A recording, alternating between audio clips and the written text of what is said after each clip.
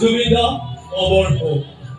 নমস্কাৰ সদায় এই কবিতাটো মই নিজে লিখা হয়, কিবা ভুল ভ্ৰান্তি হ'লে আপোনালোকে মাফ কৰি দিব, তাৰ বাবে আপোনালোকক বিনম্ৰ অনুৰোধ জনাইছোঁ। এতিয়া মই মোৰ কবিতা আবৃত্তি কৰিবলৈ ওলাইছোঁ।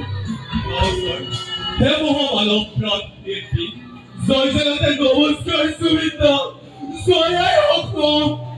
জুবিনদা তুমি হোৱা অমৰ হোৱা, তুমি কেৱল এজন সংগীত শিল্পী নহয়, অসমৰ এটা জাতীয় সত্তা। তুমি হিয়াৰ নামতো অসমীয়াৰ জনসমুদ্ৰ, তুমি বিশ্বৰ জননীত অসম মাতৃভূমি পৰিচয় জনালা।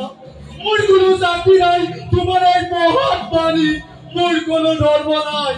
তোমাৰ সংগীতৰ মহাৰণত আজীৱন মুক্ত হৈ ৰব অসমবাসী। তুমি দিয়া সংগীতৰ অৱদান অতুলনীয়। কাহানিও যাতে একা নাপাম তোমাৰ ভগৱান ভাতৃক প্ৰতিচ্ছবি, আকৌ কাহানিও তোমাৰ বাস্তৱময় ৰূপত দেখাই নাপাওঁ। প্ৰাৰ্থনা কৰিছো তুমি শান্তিৰ পৃথিৱীত জীয়াই থকা মোৰ এই শুভ আকাংক্ষা।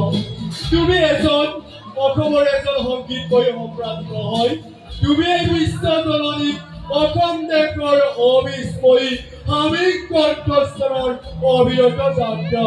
জয় জুবিনদা, তোমাৰ এই উজ্জ্বল নক্ষত্ৰৰ দৰে জোনময় আকাশত তোমাৰ মায়াময় পৃথিৱী সূৰ্যৰ এগুলি কিৰণত জিলিকি থকা।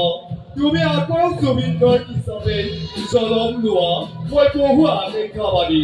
তোমালৈ হিয়া উজাৰি শ্ৰদ্ধা জ্ঞাপন কৰিছো।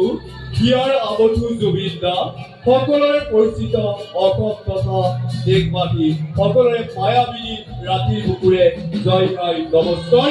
জয় অসম, জয় অসম।